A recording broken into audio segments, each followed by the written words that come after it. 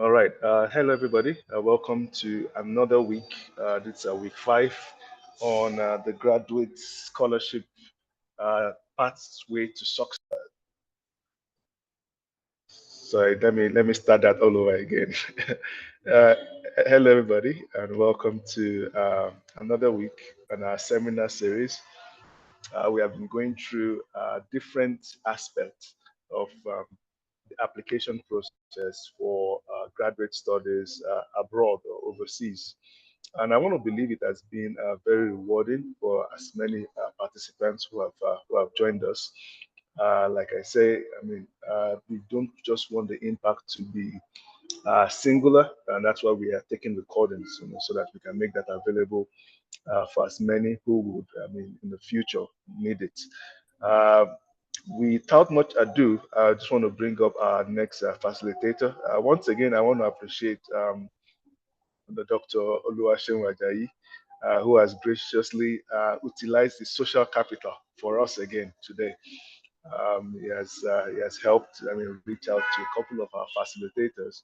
Actually, all our facilitators, were people that he actually reached out to, so not just a couple.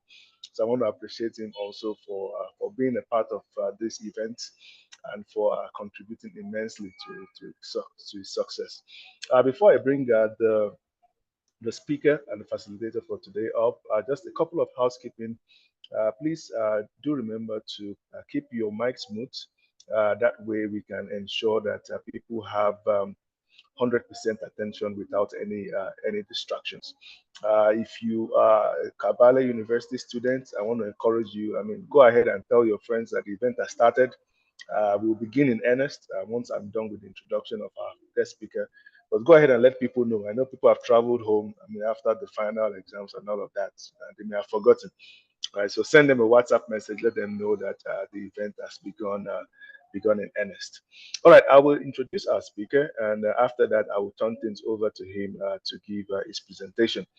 Oluwaseun Adekoya is a facilitator for today, and he's a PhD candidate in mechanical engineering at the University of Cincinnati. He's a wonderful, wonderful person. I've also gotten to meet him in person. He specializes in intelligent systems design, robotics, machine learning, and sustainable energy technologies. He holds a first class degree in mechanical engineering from the Federal University of Technology, Akure. That's my alma mater also. So, hot footer, if I can go ahead and say, say the same, Nigeria, where he graduated as the top of his class and has since been recognized with several competitive awards, including the University Research Council Graduate Fellowship, Procter and Gamble, C plus D Partnership Award, Engaging Science Fellowship, and the National Science Foundation Future of Semiconductors Fellowship. He has also been awarded as the Graduate Student Engineer of the Month of December in 2024 at the University of Cincinnati. Is a recipient of the prestigious Education USA. I know we mentioned this during one of the sessions. You need to look at places where you can get those funding from, and the U.S. Embassy or the consulates in different countries also help facilitate. You know, uh, they typically do that in terms of visa waivers and also support in terms of information and maybe monetary. I really don't have all those details. So if you want to ask those questions, that would be nice. All right. Is a recipient of the prestigious Education USA Opportunity Funds Program, a scholarship from the U.S. Embassy in Nigeria, and he understands the power of storytelling and clear academic vision in successful applications. He has helped to review and guide dozens of students through graduate school personal statements, helping them articulate compelling narratives that blend purpose, impact, and academic excellence. We learned last week that it's not just about putting a couple of paragraphs together. You need to give a compelling statement. She didn't go into details, and I think today we are going to go into details into how you are going to do that. Finally, Loa is also a founder of Gegas Nigeria, that is Get Educated, Get the Skill Africa, which is an initiative dedicated to mentoring and equipping young Africans with academic and technical skills for global competitiveness. One of the things I really appreciate about Africans who end up going abroad is they have a passion for Africa. All right, they are not just going there. In my country, there's a popular saying. I don't know if it's patriotic to say that now. To serve Nigeria is not by force. All right, but it's one of the things I really appreciate. People who do that. People who even after getting all that exposure, getting all that influence, acquiring that degree and all of that, they're still very passionate about making a change back home.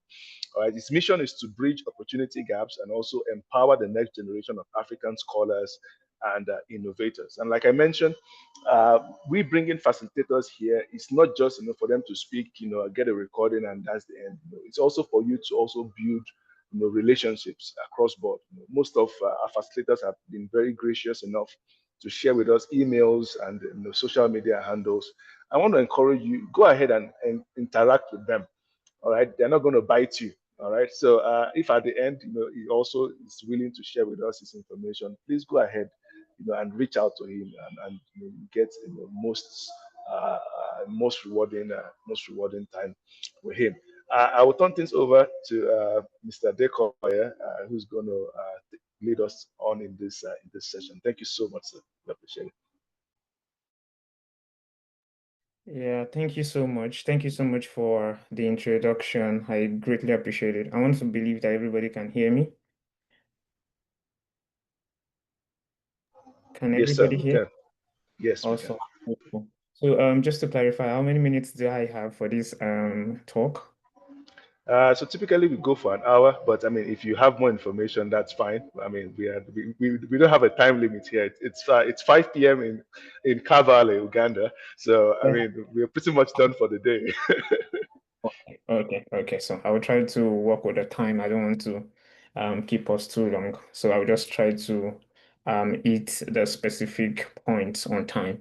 So thank you so much for this privilege, for this opportunity to give back, which is something I've always loved to do. And I will always like to stand by this quote by Isaac Newton that if I've been able to see further, it was only because I stood on the shoulders of giants, right? Meaning that the journey is always easier and faster if you have people to guide you and walk you through the process. So my own my own personal mentor is on this call as well, Dr. Ajayi. I mean, I remember when we were trying to expose ourselves to opportunities like this abroad, study abroad, graduate studies abroad.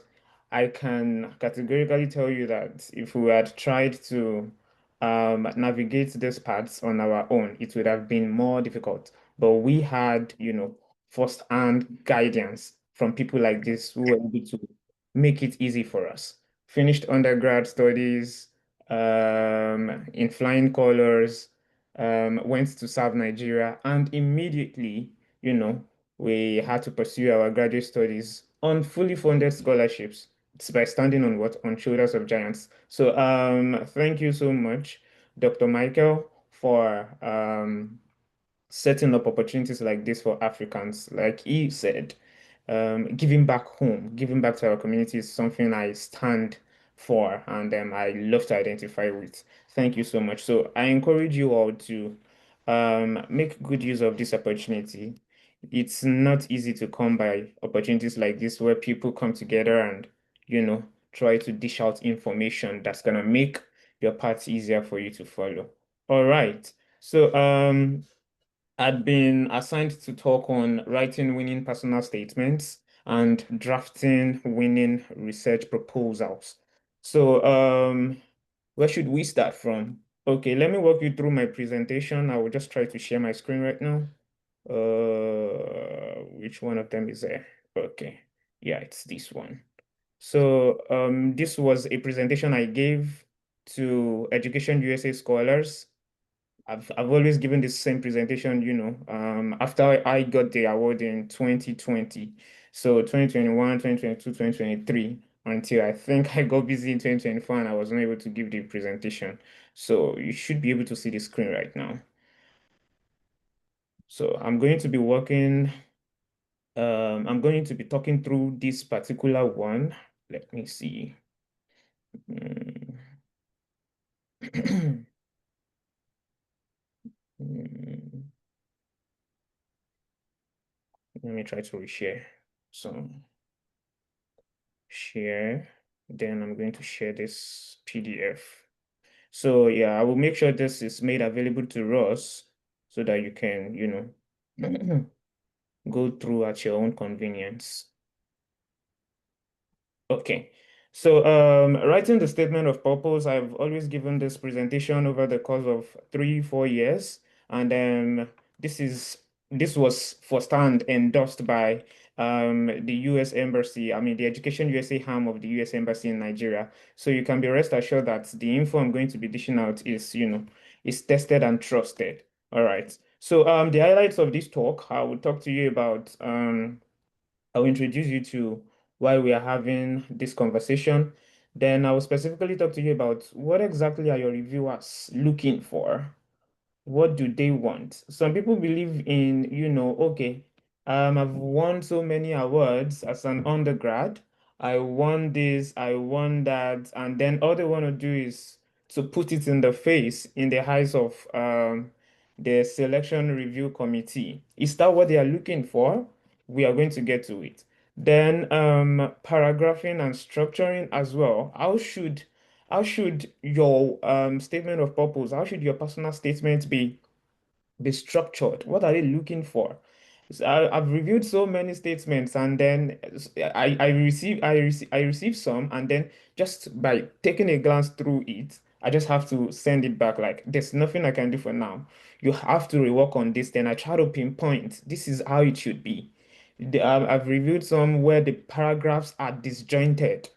Paragraph one is not connected to paragraph two. Paragraph two is not connected to paragraph three. So we need to learn and understand the art of writing. Then we need to understand how we can poke that side of whoever is reading that statement. I remember sharing my very first statement with Dr. Seun, and he was like, oh no, there's a lot to do. And then he sent me a template. This is how it should flow. This is how it should be. So there's paragraphing, there's structure, there's an art that it comes with. Then we have writing ethics. What should you do even before making an attempt to write at all? You don't just sit down, oh, okay, I want to apply to University of Cincinnati, and then you just grab your pen and then you start writing, or you grab your keypad and then you start typing. No, you have things you should do before even making an attempt to write at all. What should you do while you're writing? We are going to get to it. And then after you're done writing, what exactly should you do? Then we are going to conclude. So get on with me as I walk you through this. Okay. So uh, next, what is the statement of purpose? So a lot of people will always ask, um, personal statement, statement of purpose. What exactly are those two? What's the difference? I think we should make this conversational. Anybody wants to help us? What do you think is the difference between personal statement and a statement of purpose? Please feel free. There's no right answer. There's no wrong answer. Just try to make a contribution. Anybody on the call? Difference between a personal statement and statement of purpose. Just, contribute. I want to be sure we are all following. Or do you want me to call names?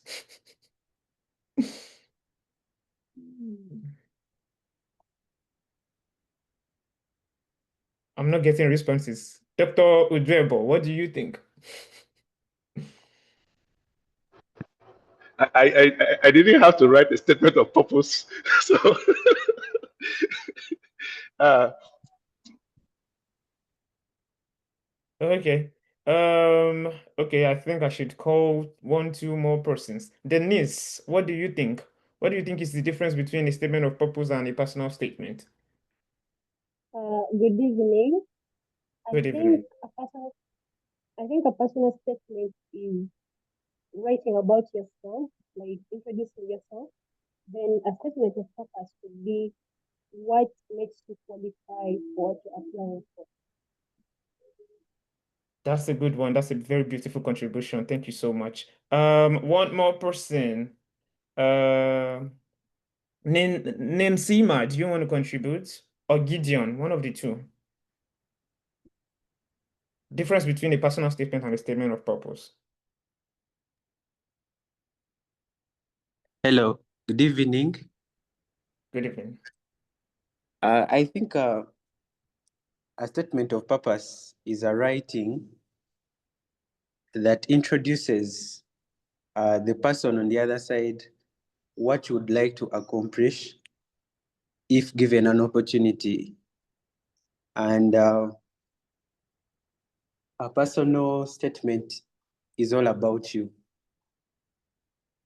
Thank you.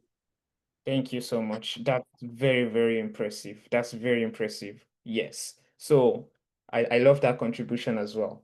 So a personal statement, just like the name implies, personal.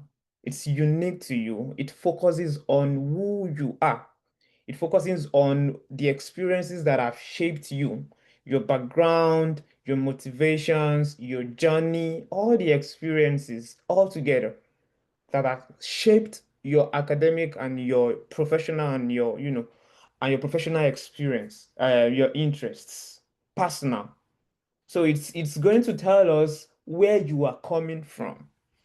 But statement of purpose is going to emphasize what you want to do, where you are going to, your academic goals, your research interests, and why that specific program fits into your future plans. So, I think I stumbled on a particular article that explained the difference between those two as personal statement tells us where you're coming from. Statement of purpose tells us where you are going to. So that's just the basic difference. So statement of purpose, SOP for short, is a reflection of your personality that you portray in front of the admission committees, outcome for short, for getting enrolled in universities abroad. So the committee would be like, okay, we've reviewed your resume, we've reviewed your curriculum vitae. What exactly is more to you? What do you want to do to this program? What do you want to contribute to this program? We know we are going to be dishing out, things to you. You're going to be learning so much, owning skills, learning from the program. What is your own specific interest? What are the plans you have for this program?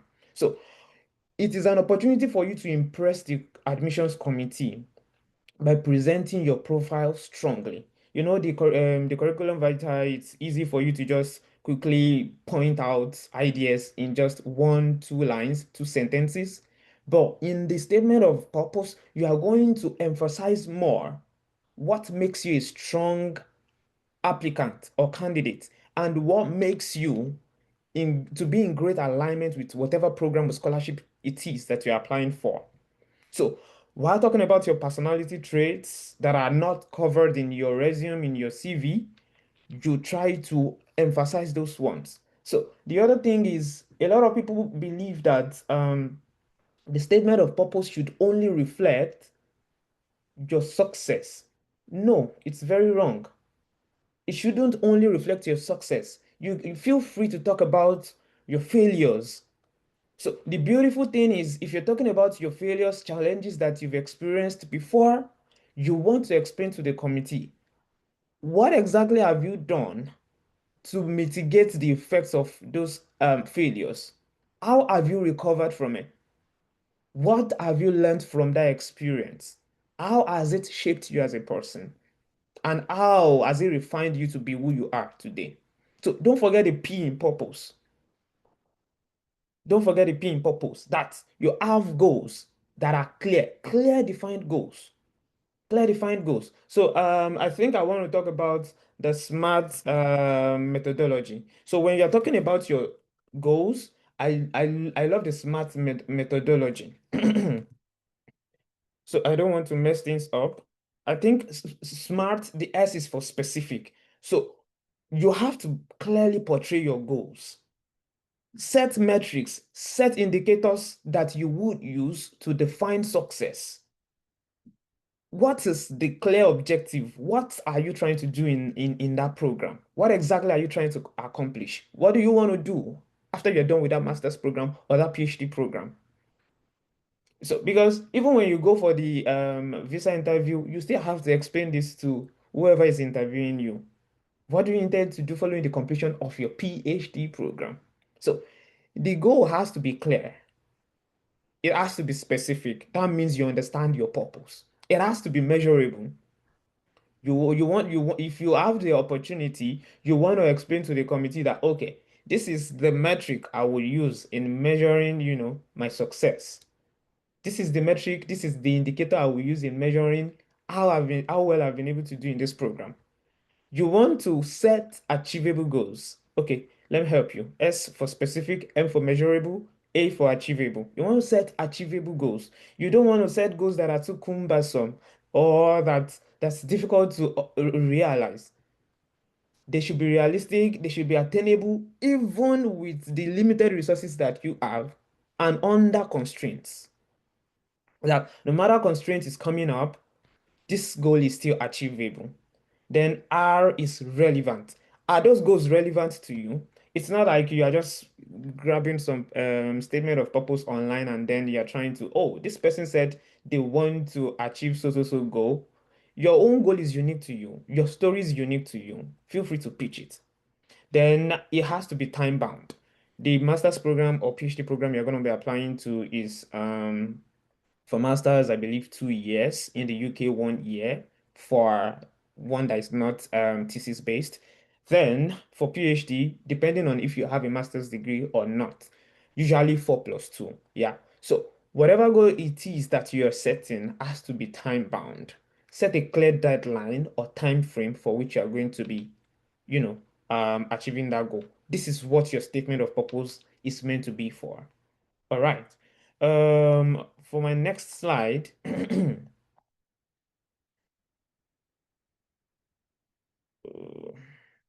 does it really matter?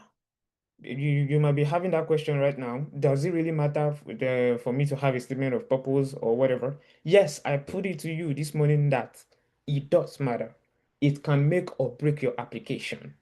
It can make or break your application. Even if you have a 5.0 GPA, which is the scale we use in Nigeria, if your statement of purpose is faulty, if you're not clearly defining your goals, your attributes, what you want to do with the program, I won't be surprised if one gets a love letter. So in Nigeria, we refer to rejection emails as love letters.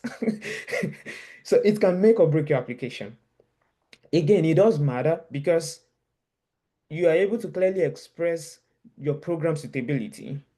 Then finally, scholarship consideration. I've seen a lot of people get fully funded scholarships just by pitching themselves in their statement of purpose. It's not until you take the graduate record examination. It's not until you take your graduate record examination, although a lot of programs use that as well. But if you can put together a well-defined statement of purpose, you can be rest assured that coming with your admission letter is going to be a scholarship offer. So I remember a particular lady from Nigeria. She had a second class upper honors, and I think she was interested in STEM education, PhD. And then she was limiting herself. Oh, I don't have a first class like you. I don't want to take the GRE.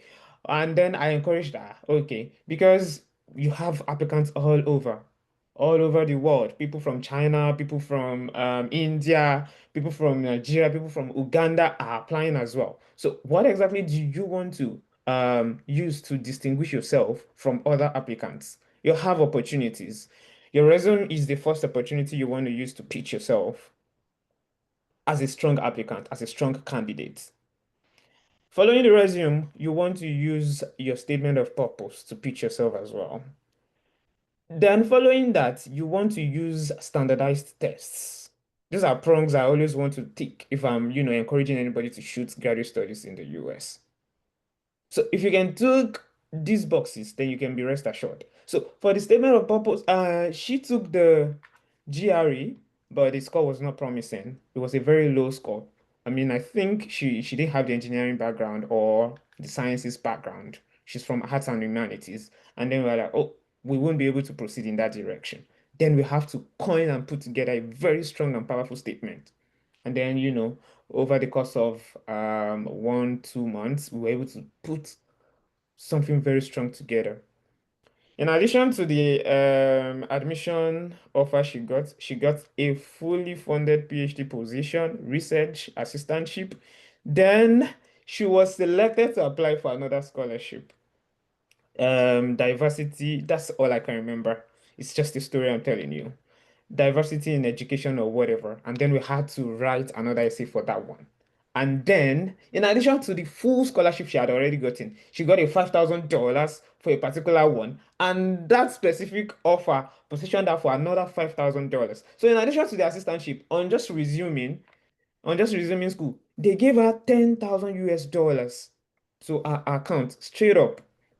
No tax, not tax deductible. So what am I saying in essence is it does matter. For scholarship considerations, you want to put together the best of statement of purposes. All right. Okay, so on my next slide, I'm going to be talking to you about what exactly your reviewers want to see. What do your reviewers want to see? They want to see that you have a clear motivation. We were talking about the SMART methodology. I mean, it has to be clear. Don't be don't make it clandestine. Don't make it hidden. That, oh, okay, my goal is to myself alone. I don't want to share the research ideas I have. I don't want to share the problems we had at at my workplace. No, a clear motivation. And while doing that, one thing I've seen with some other applicants is the fact that while trying to explain their motivation, they feel like, okay, they can use jargon limited to their own discipline in their statements. I'm getting feedback from here. Um, can all applicants try to mute themselves? Thank you. Okay, so the mistake I've seen some people make is trying to be ambiguous with what exactly it is that it's motivating them. They feel like, okay, if you are in a biochemistry field, if you have not talked about what do you people call it? RNA sequencing and things like that, they are not doing what they ought to do. For my own discipline, mechanical engineering, if I've not talked about control code design, MDSDO, and all those things, I'm not. No, you can make those motivations clear in a very simple manner. Keep it basic, but stay professional. So they want to see your writing capability because in grad school, you are going to be doing lots and lots and lots of writings. So your statement of purpose is an opportunity. It's an avenue for you to portray your writing skills. What they also want to see is your research interests and and your career goals. So the grad school is an avenue, is an opportunity for you to now tailor down what exactly it is that you want to focus on in your grad studies.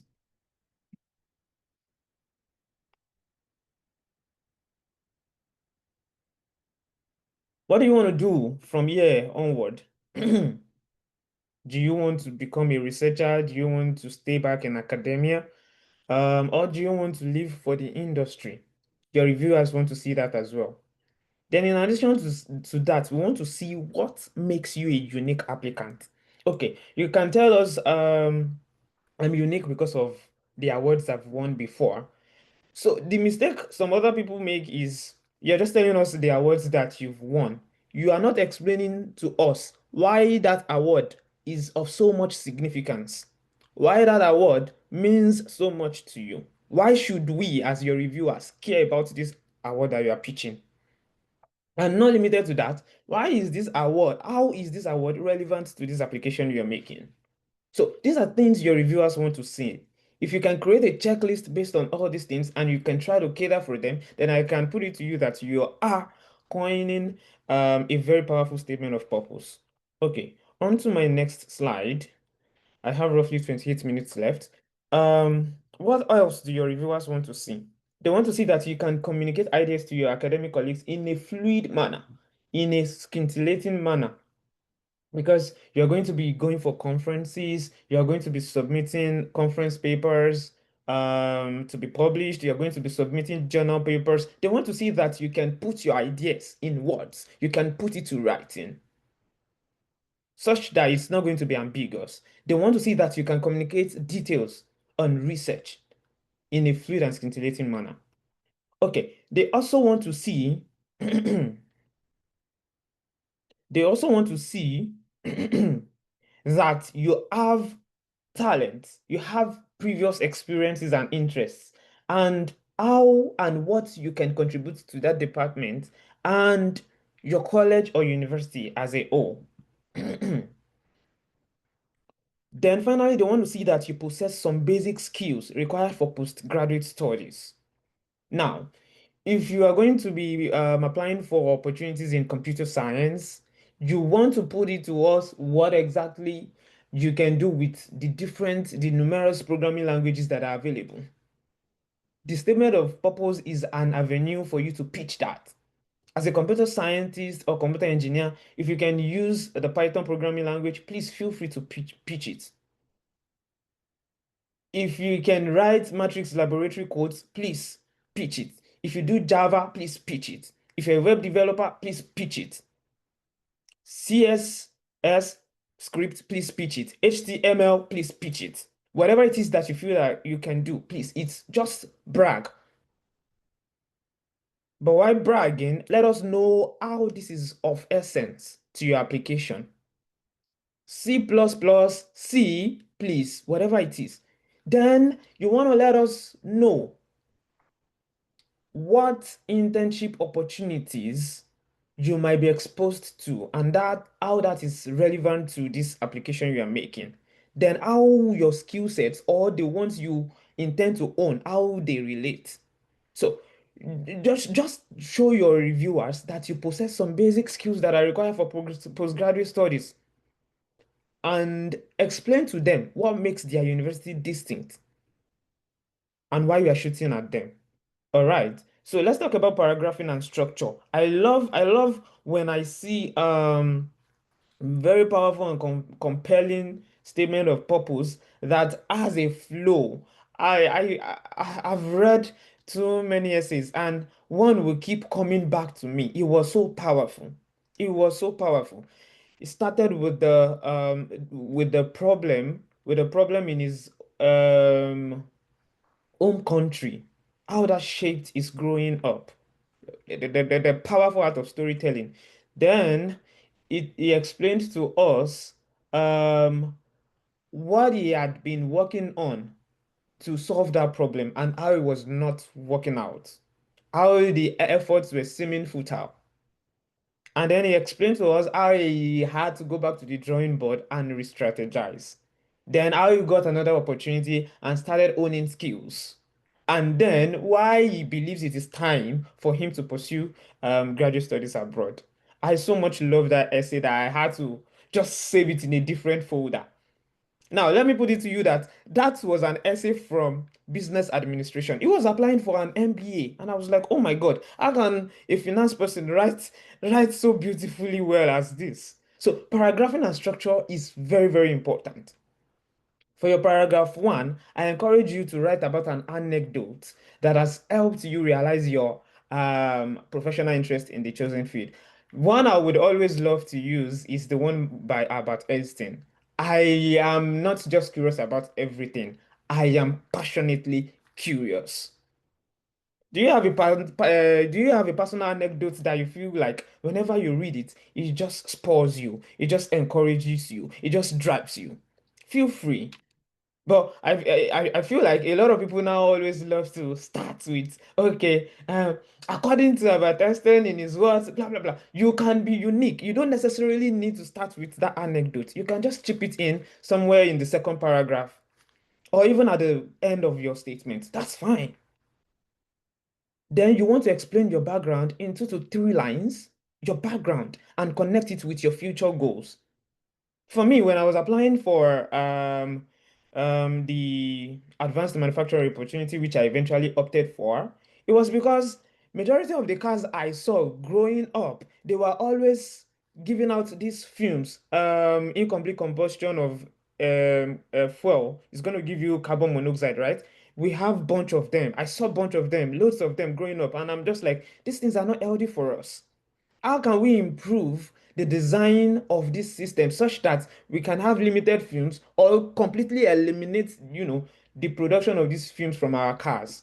And that was what started to turn me towards, okay, cleaner transportation. Okay, how can we build plug-in hybrid electric vehicles? Okay, I don't want it to be plug-in hybrid, 100% electric vehicles. So you want to explain your background into the 3 lines and connect it with your future goals. What do you want to do? Eventually, okay, I want to set up my own company that's going to be building 100% safe vehicles that's going to impact the automotive industry. Your own is unique to you. And that's why I always say it's powerful. All right. So, next, be direct. You don't need to cut across corners. Be technical, discuss your interest, and discuss your motivation. Show that you have a grounded reason for pursuing advanced education. Not everybody's going to pursue graduate studies. Not everybody wants to. Not everybody needs to. So you should show that you have a grounded reason for pursuing advanced education. You need to make it clear. So this is for paragraph 2. Why is that goal important? Then um, I love this structure from UC Berkeley, University of California, Berkeley. They encourage us to use an introduction or a motivation sample of this style. My plans for a PhD at Stanford University are centered on and and so. Be specific, be clear. So whenever I see this in any essay I'm reviewing, I will be like, oh, okay, you know where you are going to. That's your purpose. Next, your paragraph 3. We are going to be talking about academic surveying. Let me just backtrack. For paragraph 1, you want to introduce yourself, your background. If you have an anecdote, a witty saying, a quote, please feel free to share. Paragraph 2, you want to tell us why that goal is important. Paragraph 3, you want to tell us you've done your academic survey. I mean, you want to share your academic background and your professional experience. Do you have work experience? Have you worked before? Do you have industry experience? As at the time I was applying, I had numerous work experience because the program in FUTA will force you to get it. So first we'll do the student work experience program 1, then we will do student work experience program 2. So the first one is I think for 2, 3 months. The second one is also for 2, 3 months. Then you now go for internship in your year 4. So I think for the first one it was on campus. Then for the second one I interned with an automotive company. Then for the third one I interned with British American Tobacco. Can you see that all these things are adding up? Then as soon as I was done, I served as a graduate trainee with Meccano International Services. They build generators. We assemble, yes. So I just added all those up and then I summed them up in my paragraph 3. So you want to share if you have this work experiences related to your program, in alignment and relevant to your goals, please feel free to share. Have you read any books? Have you conducted any studies? Have you read any studies that's motivating you to pursue higher education? Then this is the paragraph where you want to share it. Mhm. Um, Paragraph 4. You want to show your reviewers, you want to show the committee that your passion has led you here. Why do you want to join this course? Tell us. Why? Why exactly? We need to find the connection. If there's no connection, then we don't need you in that program. There has to be a connection because that connection, that motivation is going to be what is going to keep you in the program. I put it to you, graduate studies abroad, they are rigorous. They are not for the faint-hearted. You will have days where things are not going well for you. Experiments, simulations, they are consistently failing. What's going to keep you is your motivation. What's going to keep you in the program is your purpose. So you have to put it to the committee that this is exactly why I want to join this course. Have you taken any massive open online courses? What modules have you taken? Please let us know. Then explain to us what modules you would tap during this course. This entails you now conducting research on your own about the program, about the course, about the school. What skills do you currently have? What other skills do you hope to acquire? At the time, I was still a newbie, writing my own codes, programming, and everything. So I knew for sure that I definitely need to improve my writing, whatever. Okay, so next, paragraph 5. This is where I encourage you to talk about your career goals. You can see now that there's a connection, there's a flow. Start by talking about your background, then give us some technical details, then tell us your experiences, work experiences like you have before. In paragraph 1, if you feel like there's a problem you are looking to solve, you had already pitched it. Then paragraph 5, you are going to tell us your career goals. This is the most important paragraph. What do you want to do with this PhD? What do you want to do with this master's degree? Now, I love to um I love to divide those goals into two categories, short and long-term goals. What are those short-term goals within the space of 3 to 5 years that you long to achieve as a result of being in this program? And then what are the long-term goals? I think I have to speed up a little more because I have too much to share with you. I still want to show you how to draft the research proposal, things we are always looking out for. So, again, you want to tell us where you see yourself following graduation. I think I'd mentioned this before. You want to stay back in academia, you want to go to the industry, or you want to set up your own business. You want to go back to your own country and do something different. You want to set up an initiative to fix problems. You want to set up a non-governmental organization, or you just want to go back home and keep the certificate somewhere. So you want to share with us, you want to share with the community where you see yourself following graduation. All right. Paragraph 6. This is where I encourage you to do you've already done the research about the program, about the course curriculum. Discuss what you've seen. You can even you can even talk to us about, oh, I remember this particular module I took in my second year. I always encourage my mentees to select modules that if we go back to your transcript to check, we are going to see that, oh, okay, you performed excellently well in that particular module. And if you feel like it's a module where you didn't perform well, tell us why. If you had an F in a particular course, don't let that limit you. Feel free to discuss that in your statement. I think I came across another statement.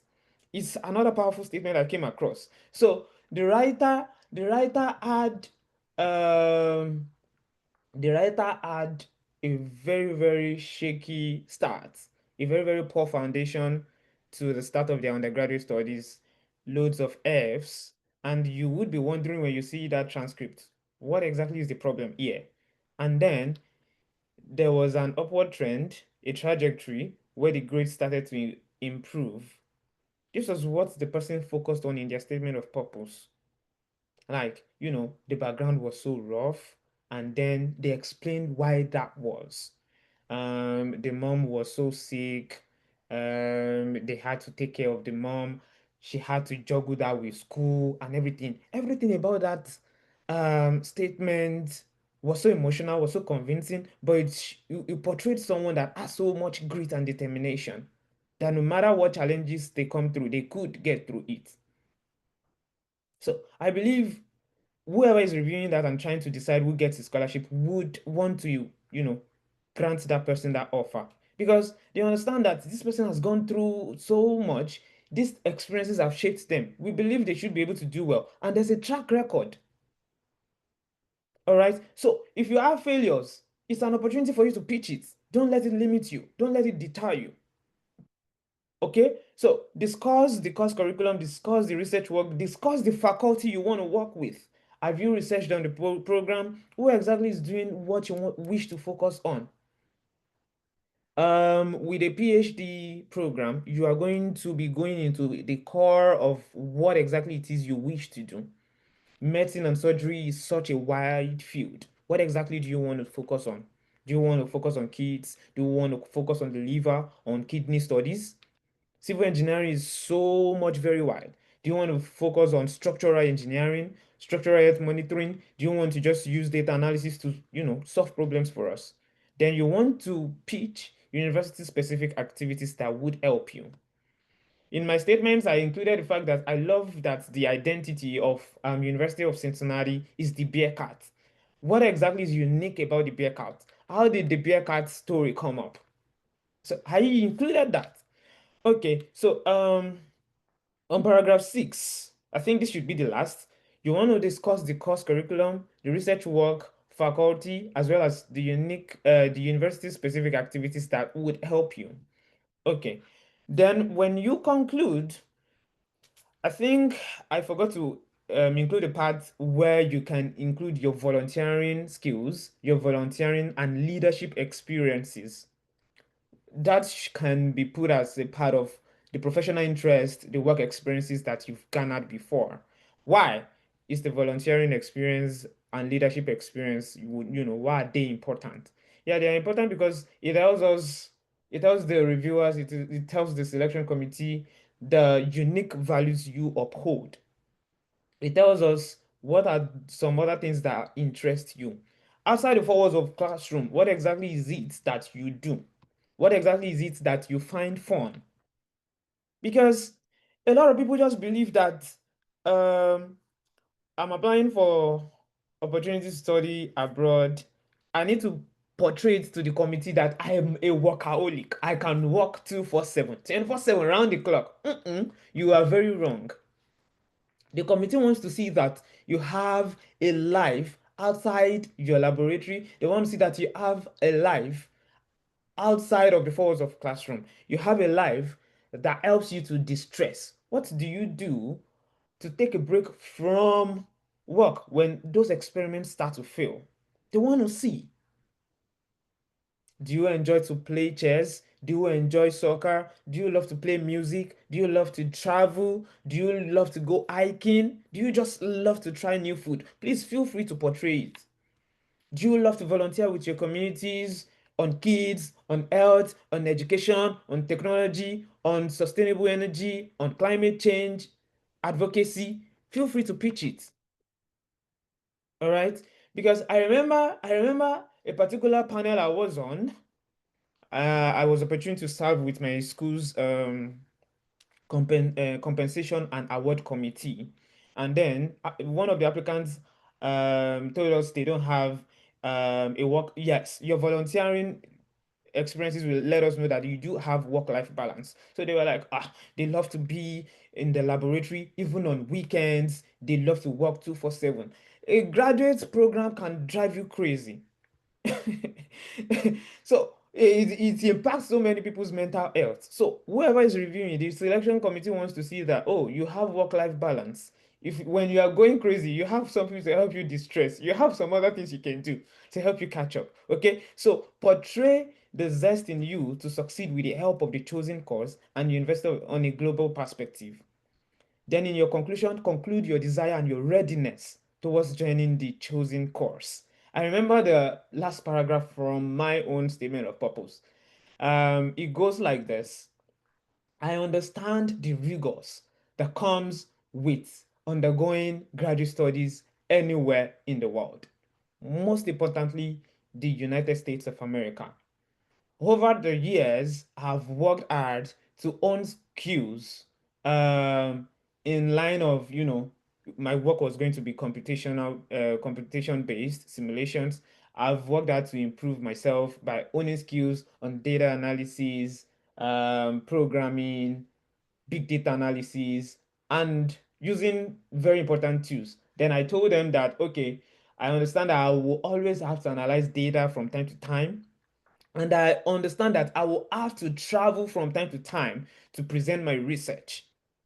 So I then put it to them that I am more than prepared for whatever it is that this program is bringing. So you want to conclude your desire and the readiness towards joining the course you have chosen.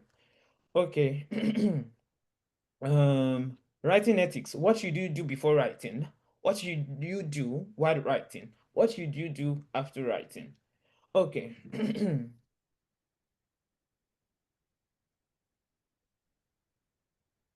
So the question is, do you start writing immediately? Short answer, no.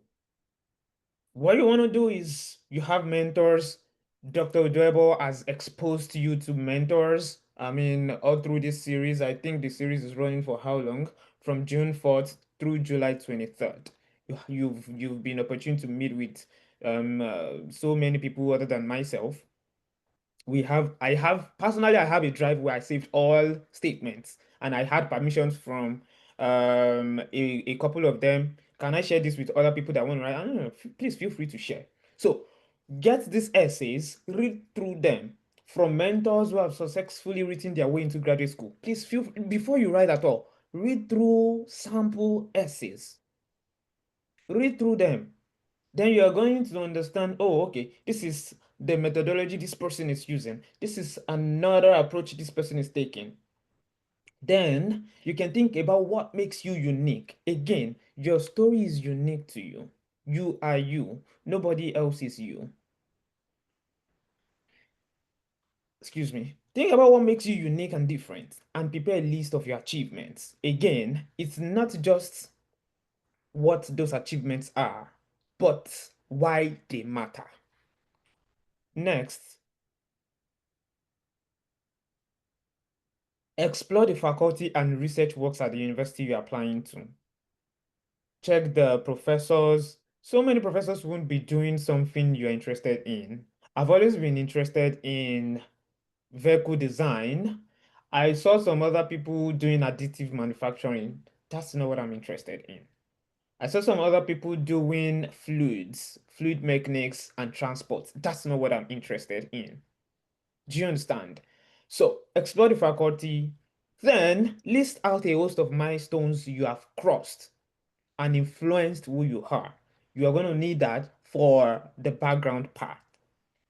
Then next, before you start writing, still pre-writing, what are your distinctive characteristics, experiences, and skill sets you've owned? List them all out.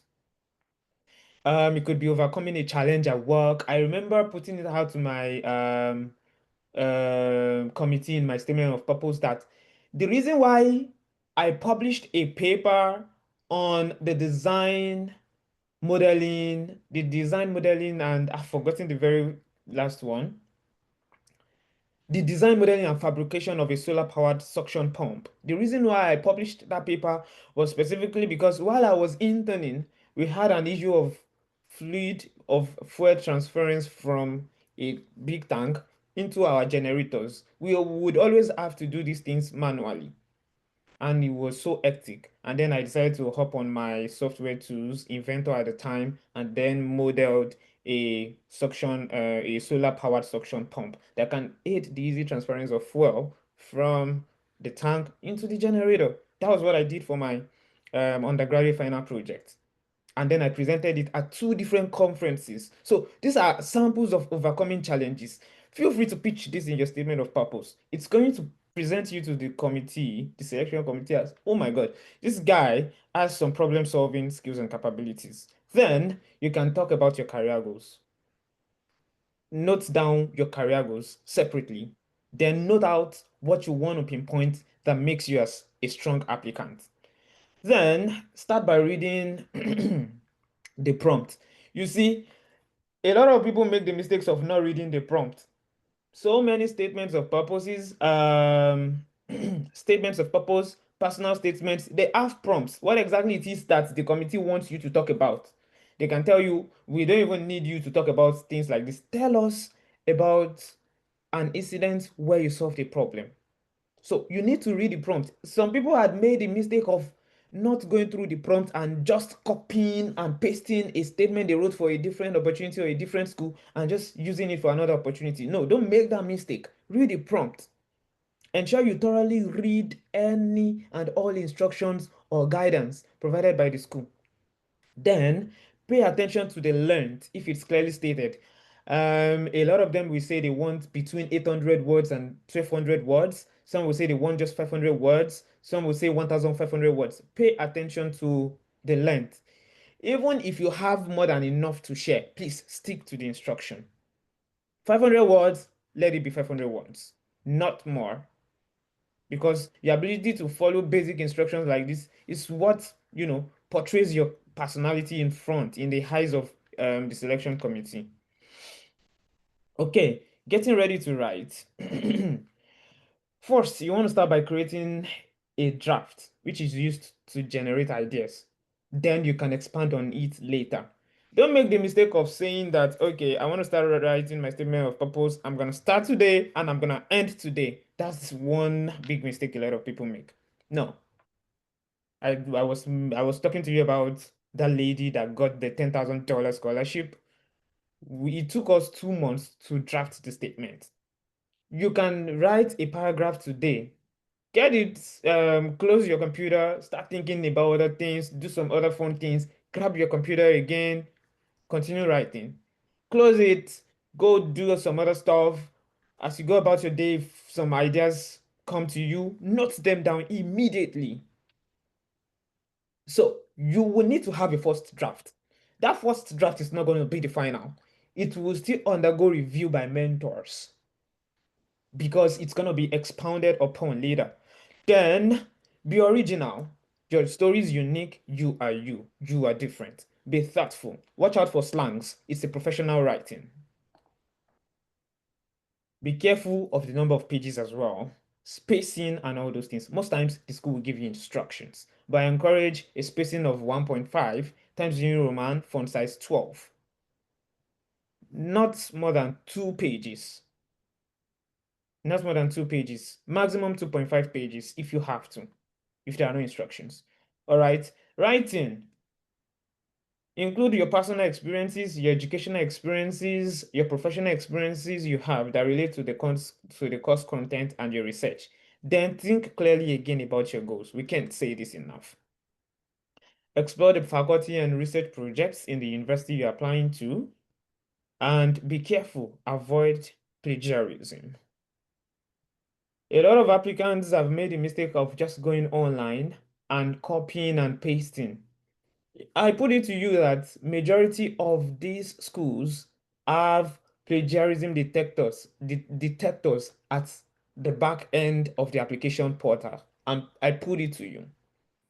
And once we see that a large chunk of your text is copied from online sources, it's a red flag. You are receiving a love letter. It's outright denial. Avoid plagiarism. Now, someone made a mistake of recently using ChatGPT to write.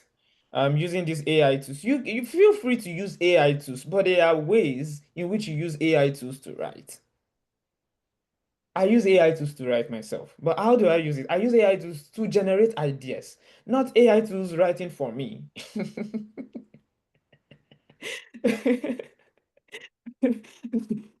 Let me crack a joke here. So, this person used ChatGPT to write, and I could just tell outrightly. And then I went back to him. You used ChatGPT to write this statement you sent to me for review.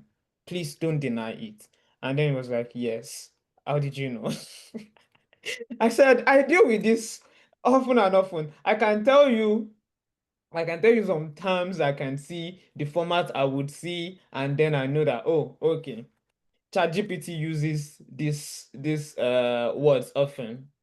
Once I'm seeing too much of collaborate, once I'm seeing too much of explore, once I'm seeing too much of reinforce, foster is a culprit. Once I'm seeing too much of delve, underscore, failed, I already know. Then once I'm seeing this large dash, this big dash, I can know that, okay, then there's a way it writes. So this guy went to use ChatGPT AI to write, and then he sent to me for review. He copied and pasted, and then he forgot to remove that part. Please feel free to tailor these as it's unique to you.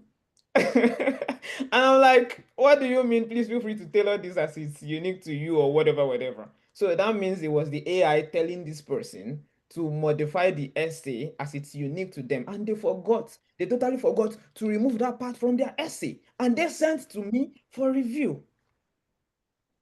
So now imagine that's not a first draft and it's been sent out to the committee. How is this applicant portraying themselves to, you know, how are they portraying themselves to the selection committee? I think I have something in my chat box. Let me check.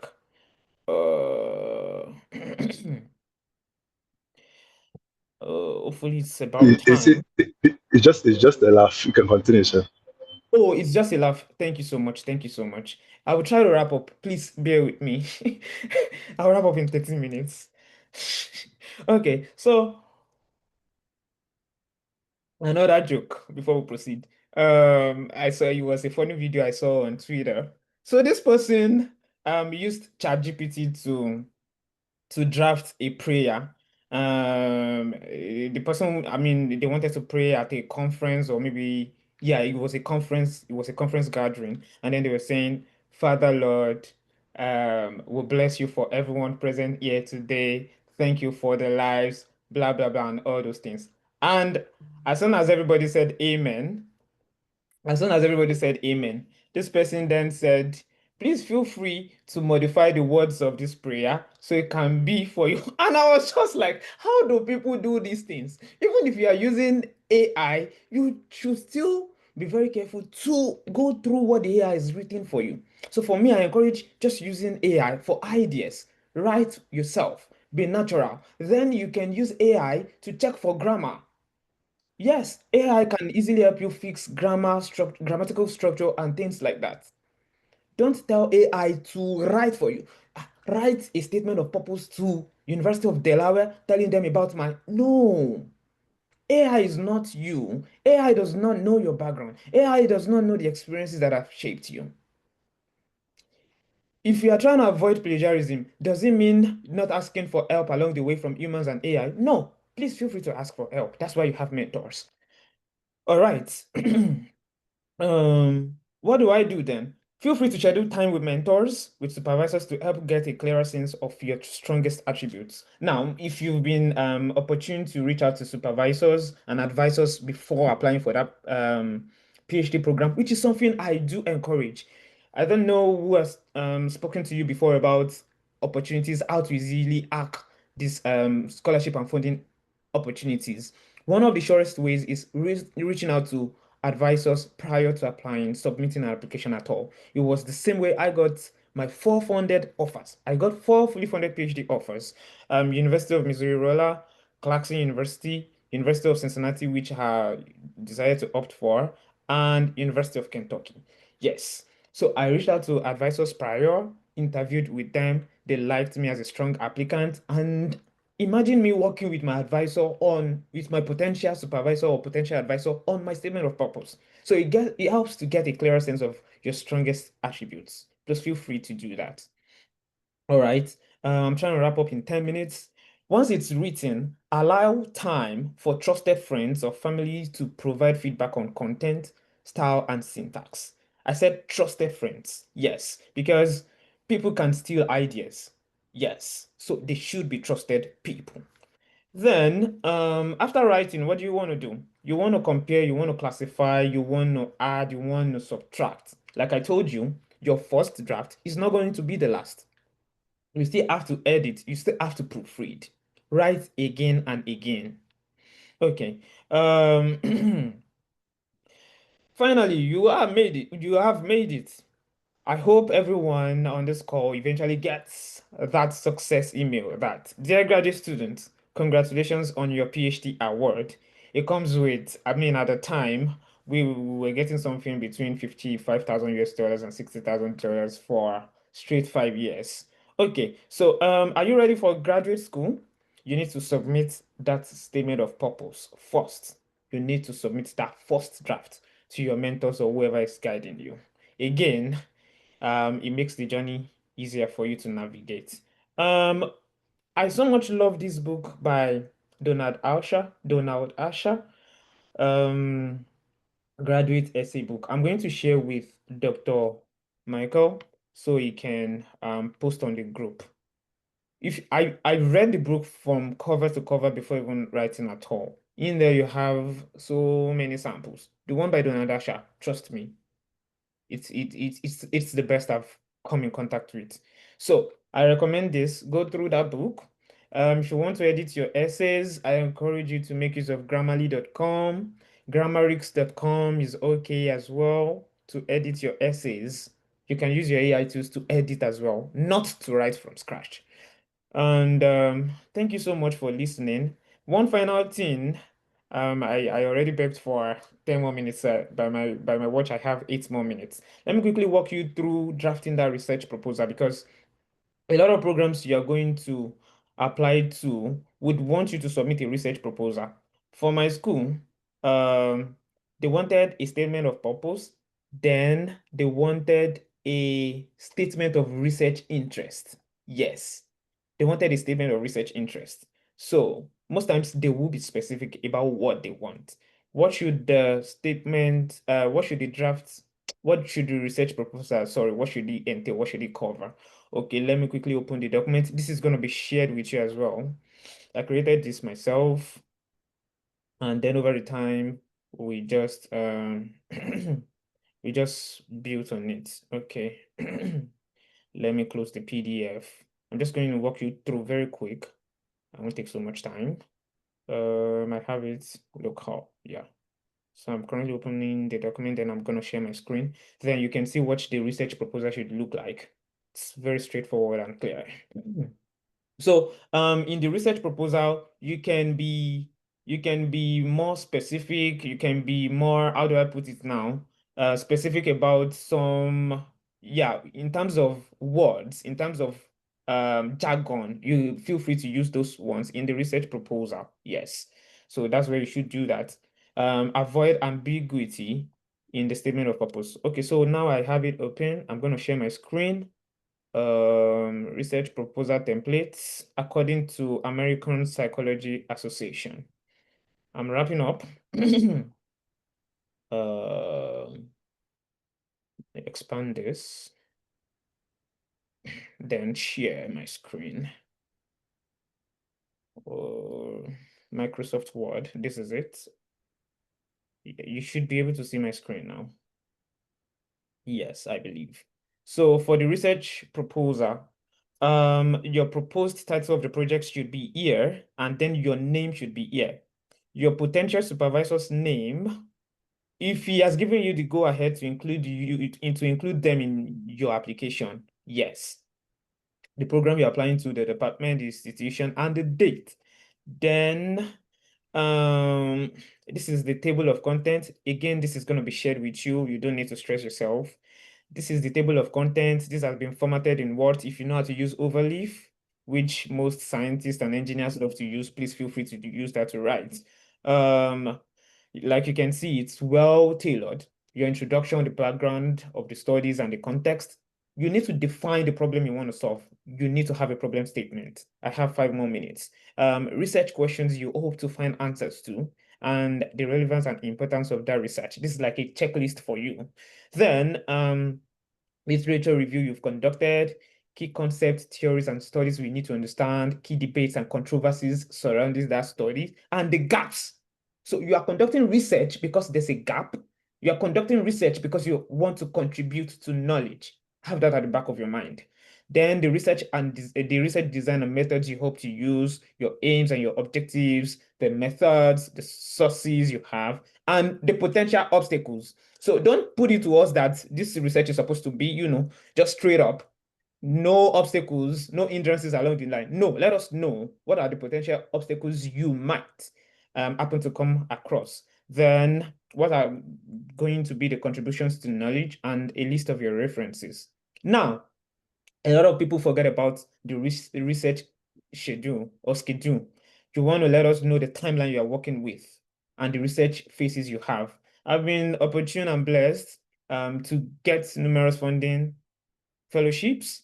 This is the same format I use. This is the same format a lot of other people, a host of other people I know, this is what they use. So, I mean, this has been further exemplified for you to understand what the selection committee is looking for under what section. So, I mean, I would ensure that this gets to our mentors and they can share with you on the group, and then you can use it. So for the timeline, for the research phase, for the timeline, we will have the research phase, the objectives, and the deadline. This helps you to communicate everything you have very clearly. So if you have questions, please feel free to ask. And I would thank Dr. Ujuebo again for this privilege. Thank you for the opportunity to give back to my community. Thank you for the opportunity to build literary giants like I love to do. Thank you, Dr. Ajayi, for encouraging me to do this for us. And thank you, everyone who has participated and listened to me so far. Thank you so much. I appreciate it. Yeah. Thank you very, very much, sir. We are very, very grateful. I mean, that's been a very, very insightful session. Like I mentioned during the program, I never had to write a statement of purpose or any one of those things. So I'm typically at a loss when students come asking me, "Oh, statement of purpose." I just tell them, go with this person to look over it for you, and things like that. All right. So at this point, we will be taking questions. I wanted to kick it off, talking about ChatGPT, but our facilitator had done a very good job with that. Because I'll be like, oh, okay, because I have students that I work with currently, even here, and I mean, even I tell them to draft an introduction for a journal, and they give me ChatGPT. I'm like, oh, you guys, and all of that. All right, but if you have questions, it's time to put it in. Uh, uh, uh, I think there's currently one in the chat. I don't know if you can see it. Somebody says, "Would you talk briefly about personal statements?" That's a Ninsima. And I don't know if you want to address that. Oh, okay. Thank you so much, Nensima, for that question. Personal statement of purpose, there's a very thin line between them. Like I said during the start of my presentation, my talk, personal statement is telling us where you are coming from, your background. Statement of purpose tells us where you are going to. So, most schools in Canada and most schools in the UK, in Europe, typically do personal statement more because they believe that the master's program is most likely going to be non-thesis based. So they don't really care about the research you want to perform. It's just taught. You're just going to be attending classes, and at the end of 1, 2 years, you are done. So it's very similar. So I believe there's a bunch of samples as well. I'm tending more towards statement of purpose because I mostly deal with schools in the US and Canada. So for your personal statements, just the introduction, you can open with an anecdote as well. Then tell us about your background, personal statement, your journey, what experiences shaped you, and then why do you want that program? So it's more unique to schools in Europe, UK specifically. They always tell you to release personal statement, where you are coming from. So for the statement of purpose, you can see that as well, and it's mostly requested for by schools in the US. So for statement of purpose, you always need to tell us why you want to do what you're doing and where you see yourself going forward. So that's just all I can say. All right. I hope that that helped you, Ian.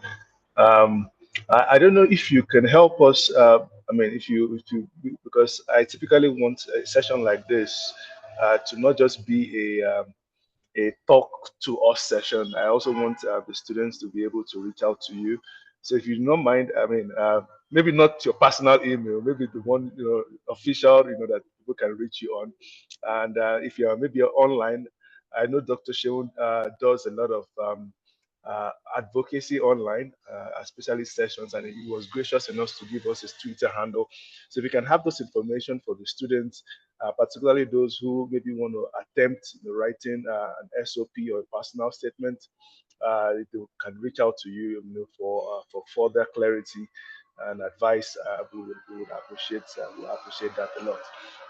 Thank you so much. Thank you so much once again. I want to appreciate everybody for attending.